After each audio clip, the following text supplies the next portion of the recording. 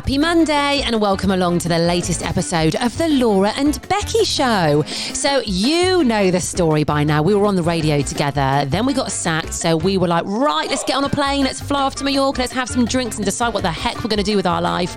And we decided to start a podcast. We are now sponsored by Prince Family Law Solicitors, Red Brick Estate Agents. Who else? Oh God, well we just said... We were literally sat here, we felt like we haven't done this for ages. We're in collaboration with East Midlands Airport. We're in collaboration. I haven't forgotten anyone else, have I? It's because we're sorting loads of stuff out this month and it's all a bit... Guys, it's a busy month. It's such a busy month. If anyone wants to come and be our assistant for free and just come and... But you get to spend time with me and Becky, please come along. I mean, it's an offer you can't refuse, isn't it? Our brains are boggled at the moment, I mean, it guys. doesn't take a lot, does it, to boggle our brains? But... Yeah, there's a lot of events going on this month and a lot of different things. Stuff. Coming or going, do we? We don't know whether we're coming or going. We're here. This right here is the most important thing. Isn't it? Everything falls to the wayside. It does. Yeah. Admin. This is easy, isn't it? Invoices. All we have to do is chat. This is the easy bit. It's what we do. The essential bit. Yeah? Without this, nothing else happens. Yeah. Yeah? Yeah. What? Yeah. What? No, you know. Yeah. Yeah. You know what I'm doing, don't you?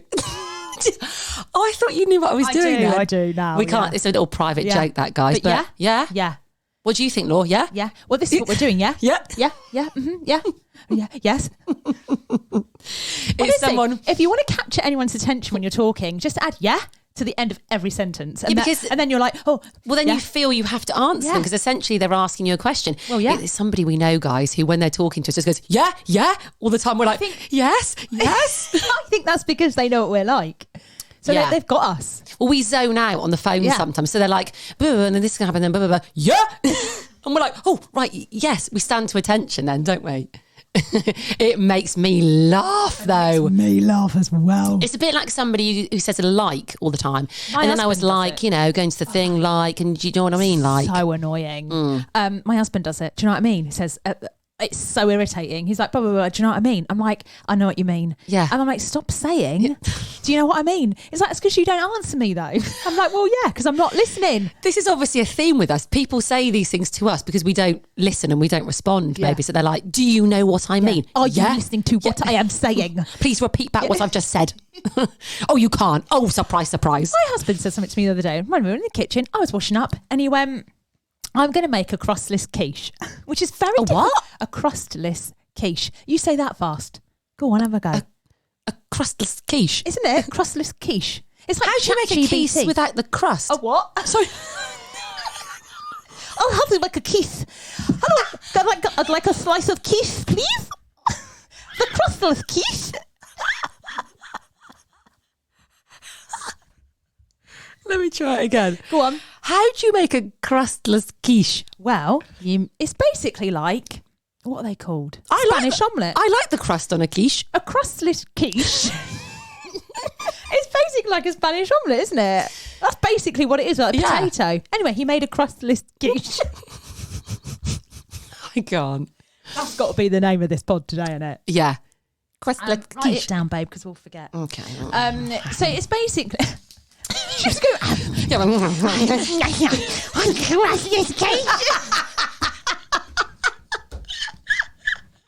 Quiche is Quiche. I know. I just smell. Oh my God! Should we just start again? You could spell quiche though. Keesh. Quiche. Listen, I might not be able to say quiche, but I know how to spell it. All right. It's a quiche. Anyway, listen. Let's just. Jesus Christ! What was I saying? Should we park the anyway? Let's park the quiche. But I was washing up, and he went, "I'm going to make a crustless quiche." By the way, I love the conversation. There I was doing the washing up. James came in and went, "Darling, I'm going to make a crustless quiche." Well, we have too many eggs. Our chickens are just laying eggs like bloody, I don't know. Hey, I'll take some them out. Well, he went, "I'm going to make a crustless quiche." Bloody hell! Can we stop talking about this bloody crustless quiche? And he went, and I'm going to take it for work and have it for lunch. So I stopped washing up. I turned around and went, "Why do people at work get your crustless quiche? Why are you taking it to..." I immediately just got jealous. I just thought, no. What about the family? Family first. Yeah. And then he went, "Oh, I didn't mean that. You misinterpreted me. So did you two have an argument about the crustless quiche? I took off my marigolds and I here we turned go. around and I went, no, I went, no, absolutely not. Don't know. You have just said you're going to make a crustless quiche. You're going to take it to work and you can have it for lunch. And he went, no, I mean, you can have it for lunch. But I was like, but that is not what you said, dear. Don't say that I'm misinterpreting you. You said the wrong thing. Yeah. I mean, this is first world problem arguments here, isn't it? We bickered all day yesterday. About the crustless quiche. We just bickered. We just we got things to do. I just the chickens out. And I was just like, what have you done? He's like, well, have you done that? We were just like bickering all day. Yeah. We do that. And then we were fine. Yeah, oh, good. Well, we saw you last night and you weren't bickering then. No. So obviously you got over the crustless quiche gate. We did bicker a little bit behind people's backs. I'm not going to lie. Last night? There was a bit of like eye rolling and staring and... Oh, what? Oh, I missed this. I was oblivious. At what points did this happen? He said to me in the day, so he was doing the fireworks and he was like, are you going to do the hot dogs? And I was like, absolutely. I can By the way, go on. I noticed that. So when I walked in, if we come to yours and there's food involved, it's always James in the kitchen. And I walked in last night and all of your sort of like family and your neighbours were there and everything. And I couldn't see Laura anywhere. And I thought, hey up. And then I looked round. She was at the stove turning sausages. Yeah. And I thought... this is something I don't see every day. Yeah. I thought, well, yeah, I can do the hot dogs. But so it really irritated me because I was, it wasn't going to take long. So I walked downstairs at 5 when everyone was like arriving and I started slicing onions, right? So anyway, everyone's arriving and suddenly I looked to my right. James is slicing onions. So I just looked at him and I was like, what are you doing? He's like, well, I'm just helping you slice onions. I was like, let me slice the onion. I am in charge of the hot dogs. Go and speak to people. That's what happens, right? Whoever cooks, the other one, you're social. You pour the drinks. You've got to tag team it. He doesn't like it though, does he, James? No. Do you know what? I do feel that certain people, their comfort is to be doing things in the kitchen when people come over, because then you don't have to speak to people and you can look busy. Yeah, but don't arrange for me to cook. And then if I did that when he was cooking, all hell would break loose. But also, who's going to entertain the guests? This is the thing. So I looked at him and I went, stop chopping the onions. Stop chopping the onions. And he was like, oh, okay. And then I was turning the sausages. He kept coming and looking. And I was just like, this is why I don't cook. Right? Everyone thinks I don't cook because James is a great cook, and he is a great cook, but I can cook, right? If I want to. Well, mate, let's be honest, you were turning some sausages in a pan, okay? I know. It wasn't my Gordon Ramsaying it up in that. Hang on, he looked over your what? Your golden shoulder. Gordon what? I thought you said he looked over my golden shoulder. Over my Gordon soldier. No, you said Gordon. I didn't say anything. Why can't we speak today? Why can't we speak? What the hell? Anyway, we bickered about that. Well, then me and Mr. SAS walked in and then he started turning your sausages. Mr. SAS, right. I love it. He walked in, he went, hello, hello. I was like, oh, here he is. He's my favourite puzzle. And he walked in. Mate, you picked them tongs up straight away. Red wine in hand. I thought, you make yourself home, love. Well, he's one of those. His comfort is in the kitchen. So he likes to cook. He doesn't really like to be the one socialising. Yeah. Well, he started turning sausages. I had my husband looking over my Gordon shoulder. And I thought, what's the point of me being here? I might as well just go and sit down and drink rosé, which is what I do best. Do you know what I mean? Oh, God, it's so funny. I have to say, though, the sausages were delicious. So we had hot dogs, didn't we? You turned them well, mate. I tried to caramelise the onions. Delicious. Yeah, do you know what? Yeah. Fine. Great. Basic, but delicious. But sometimes basic is all you need, okay? I had 2 of them. They were delightful. Did you have 2? Well done. Well done. They were yummy. So we had a lovely night at yours last night. So James did some fireworks, didn't he? Yes. And I think the only reason that why can't I speak? I don't know what is wrong. I'm getting annoyed at myself. The only reason that me and Mr. SAS were invited, I think, was so that Mr. SAS was on hand in case the fireworks went astray. Well, I mean, a few years ago, we had a bit of a problem with fireworks in that James set some off and the box that they were in fell to the side. So it was literally shooting rockets at people. We had to dive. Didn't it break a window? Broke a window, hit my husband, hit a car. We had to dive through our front doors. It was like watching something on, like when things go wrong. It was Carnage. like that, yeah. So I was very relieved when Mr. SAS was like, yep, I can come. I was like, brilliant. And I do think he was a little bit on the lookout. Little bit. He was. Yeah. Well, when, so we had the hot dogs first, didn't we, in the kitchen, and some wine and stuff, and everyone was like chatting. And then you came in and went, 5 minutes for fireworks, guys, 5 minutes for fireworks. And we were all like, oh. So we all went out and like got our places outside. And James was down the bottom of the garden with a torch. All I could see was a torch going. He was in darkness, wasn't he, down there? And we were all stood up. So there was you and I, your daughter's boyfriend, your daughter's friend. Yeah, my neighbours. Linda and Ray. Yeah, Linda and Ray were there. And your neighbours. Yes. And me and Mr. SAS. And we're all there. And Mr. SAS went right at the front, didn't he? I noticed, yeah. He was there, poised and ready. He was ready for action. So I was stood next to your mum, Linda, and we were having a right old catch up. She was chewing my ear off last night, and I was there for it. She was on good form, Linda was last night. Oh, Becky, what's been happening? Blah, blah, blah, blah. But Mr. SS didn't interact at all. No. And at one point, he did go, guys, let's watch the fireworks. Did he? He did. And I think he was like, come on. Yeah. Or you two, stop chatting. Gassing. Yeah. But also, he was fixated on James and the fireworks. Especially the rockets. I think he was especially like, right, we've got a rocket coming. Well, he said that. He went, we've got a rocket, guys.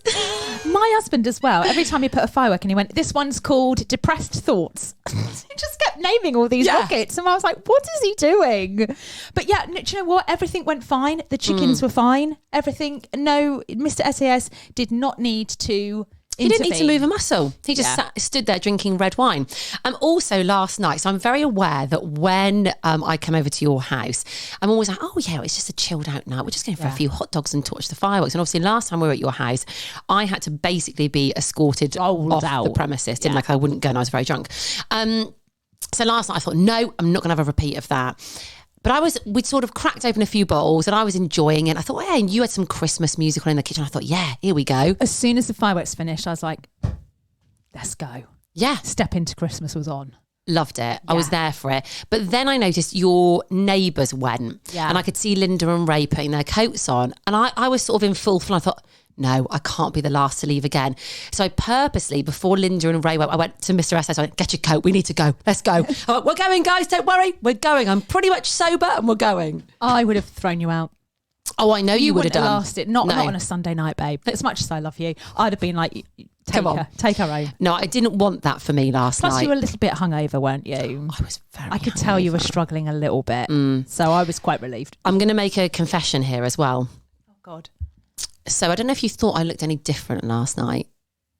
Did I? No, this is good. No. Why? I'm going to be honest. I was so drunk on Saturday evening. I slept in my makeup, which I never do. Right. And then I woke up on Sunday morning. We had some things to do. So I was actually wearing Saturday night's makeup at your fireworks last night. Good. Right. That's good, actually. Christ, you must have slept like a corpse.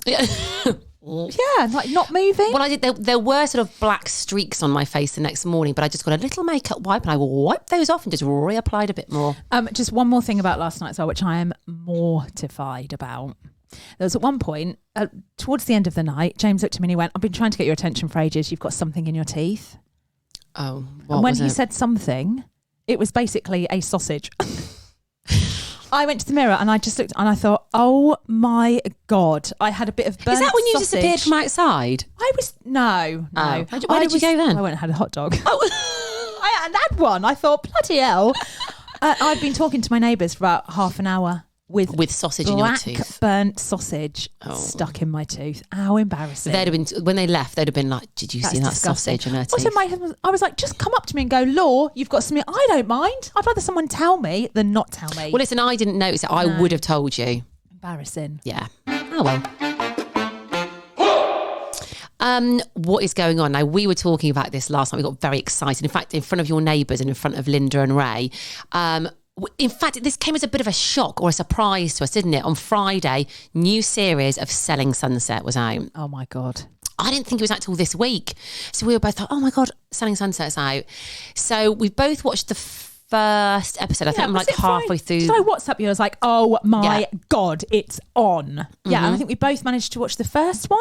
Yeah, I'm halfway through the second one, but I feel like it gets better and better. Well, the OC one, I think, is, you've got two now. Do you know what I mean? It, yeah. The OC one's just as good as the LA one. And also I like it when they combine. They all sort of like, sometimes you get some of the OC ones with the LA ones and vice versa. How on earth do they pick their outfits and get ready? How exhausting. I mean, great fun, don't get me wrong, but how exhausting must that be getting ready to film all of that? Also, how sore must their feet be in those heels walking around all day? They must literally go home and be broken. Do they sell anything?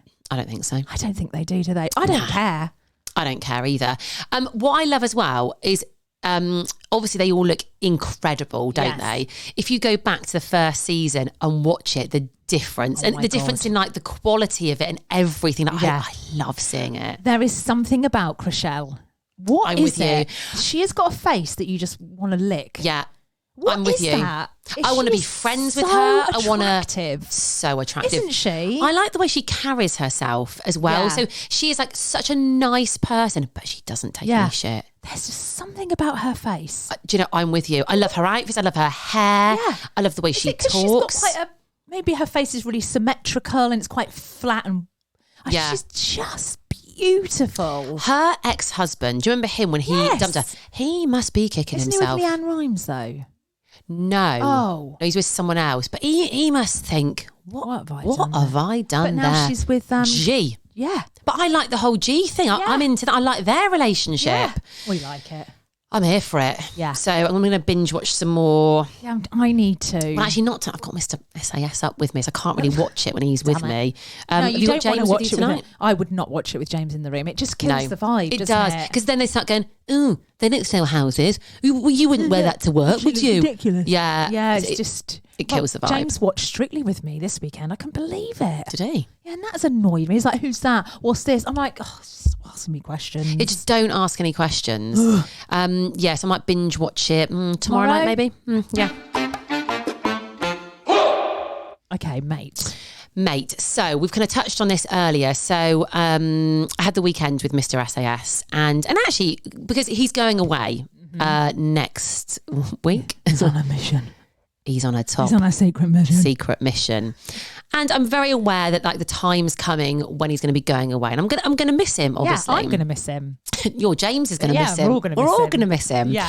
So he's been very sweet. And he's been like, right. I'm very aware that I'm like going away. It's getting closer. Let's do some stuff. Let's go to a hotel. Let's go for dinner. And I'm like, yes. So Saturday night we went for dinner. Stayed in a hotel. It was really, really nice. And do you know what? We had a really fun night. One of those nights where you get a bit tiddly. Yeah. And you just go a bit crazy, you know? Right. And I, as you know, I like a night like that. Yeah. I'm up for it. Yeah. So, went for dinner. And then, hang on, there's some bits this where I'm going to tell some bits. I was going to say, we've got to be careful here. Yeah. So, after we'd been for dinner, we were a little bit tiddly. A bit like you and I, we like sitting in a bar. Yeah. Love sitting at a bar and having a few drinks. Yeah. Had a picante. Oh, did you? Actually, yeah. Nice. Start the night off. Anyway, long story short, we ended up in a gay bar at the end of the night. I mean, a few things happened in between, but we're not going to talk about that, are we? Nah. Okay. Keep that straight to the gay bar. Yeah, straight to the gay bar. And it was quite funny because... well, where do I start here? Well, listen, so you went into the gay bar and there were different parts of the gay bar, right? So you were in the main part to start off with. Yeah. And then you went to the toilet and noticed a different area. It was like an underground sort of room, like a basement room, playing my sort of music, right? I'm talking R&B. Yeah. I'm talking hip hop. I could hear a bit of like Usher, Drake. I thought, I need to be down there, God damn it. That's the room for me. So Mr. SS was at the bar and I thought, I'm going to get him down there. Okay. He's been in some situations in his time, but not this. See how he handles this. Tell everyone what he was wearing and what he had with him. So because we've been for like a nice dinner, he was like all dressed up. So he had like a shirt on, a sort of like a jacket and like a little. I didn't. Not a little handkerchief. I think he did out of his pocket. He had a little red one coming out. I know.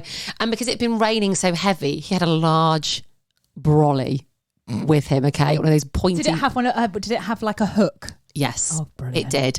So there he was, like Charlie Chaplin. Literally, yeah. There he was in the gay bar with this long brolly that he was carrying. He should have just left it on the door. Why he brought it in, I don't know. It would have been stolen. He has to keep hold of his brolly. They're quite expensive, them posh brollies. Yeah, true. Well, he didn't let go of it all night, mate. I can tell you that. So we went down to the... But was it a brolly? Oh, maybe that's why he kept hold of it. Was it a brolly? We all know what James Bond did with his brolly. Don't we? Does James Bond have a brolly? Yeah, maybe there's a gun inside there. Or some kind of ammunition. There's something. You're right. Maybe. I mean, we're it ain't just a brolly, is it? I don't think so. No. So I like to call this room downstairs the Dutty Wine. Dutty Wine. The dirty wine? Dutty Wine. Dutty wine? Yeah. So basically a lot of grinding going on down there. Sounds like heaven. Yeah, like a dark little room with a lot of grinding. Hey, you ain't getting me in that room. I think you'd have liked it. I don't think so. I think you... So anyway, there's me and Mr. S says, he ain't got a clue what any of the songs are. That's not his vibe, okay? Did he grind? He didn't grind. No, I was grinding on him. Oh, Jesus. Yeah, I was very drunk by this point. I can't imagine. I can imagine. Poor guy. You've seen me in action before. Oh, God. So there he was, and his brolly was hung on the little side next to us. Anyway, he went to the toilet at one point, and okay, so he left me unattended. Oh, God. Okay, and there was, I feel like I'm going to say the wrong thing. It was a big lady that was a lesbian. Yes. There we go. That's fine. Yeah. She was a big lady and she was a lesbian. Yes. And how did you know she was a lesbian, Becky? Because Mr. S.S. went to the toilet. She made her move. She moved on to me straight away, but in a very aggressive manner, mate. Very aggressive. So, okay. So she got behind me. Yeah. And she put her big old hands on my waist. Yeah. And she basically pushed my head down to the ground. And she then started grinding on me. So the tables turned, did they? The tables turned. So there I was, face down, okay, in the Dutty Wine room with this big lesbian grinding on me. And mate, she was quite scary. I didn't dare go, stop grinding on me. I just went with it. I just thought, I've got to let this happen. Whatever's going to unfold, I've got to let it go. I mean, I can't imagine that happening to me. Well, first of all, she wouldn't be able to bend me over. Your head would hit the floor. I'd be like, oh, love, me back. Or she'd bend me over and I'd be screwed. I wouldn't be able to get back up. It'd be like, help me. Yeah. Help. It'd be like, house lights on, please. There'll be a first aid box involved. An ambulance to turn up. Yeah. What's happened here? Oh, she tried to bend me over. Yeah. But then, do you know what she did then? What? So as I was like, my face was down on the floor, I had a cheeky little peek up at her. I thought, I need to see what's going on back here. So I looked back. Oh, God, don't. She pulled her hood up. She had a hoodie on. She pulled it up like a gangster. God, Becky. And I thought... So Mr. S.S. walked back in the room. Well, I thought, well, where the hell's he when I need him? I thought, well, yeah. I thought, why am I going out with an SAS man if, I'm here, rescue you I'm from the bent big over. lesbian. Yeah, no, I thought, well, this is pointless. There's no point. Anyway, I clocked him out the corner of my eye coming back, and he sort of had a weird little look on his face, like a bit of a grin, as in like, what's going on here? I've only been gone 2 minutes. My girlfriend's bent over on the dance floor with some hooded lesbian. So anyway, he came back over, and he got his brolly and he fought her off. No, I'm joking. I say you. Oh God, like Zorro. She was off, gone. No, he didn't use his brolly. He just came over and like put his hand on me, and then she disappeared and went on to the next girl. Bent her over. Christ. Wow. It was an experience, yeah. What a night. What a night. Well, you've got to open his eyes up to this stuff because, if he's going to get involved with you, this is the norm. I mean, I don't think this is the worst he's ever seen. No. The countries that he's been in, the situations he's been in, it was probably child's play to him. Jesus Christ. Well, you said to him, we were telling you guys the story last night, yours, and you were like, what are you getting yourself into, Mr. SAS? And he was just like, oh, God. It was good. Good for you, though. Yeah, good for do you know what? Cracking weekend. Yeah, you've got to let loose before you're 40. Yeah, and also before he leaves me and goes away. So, yeah. He's not going to leave you. I hope not.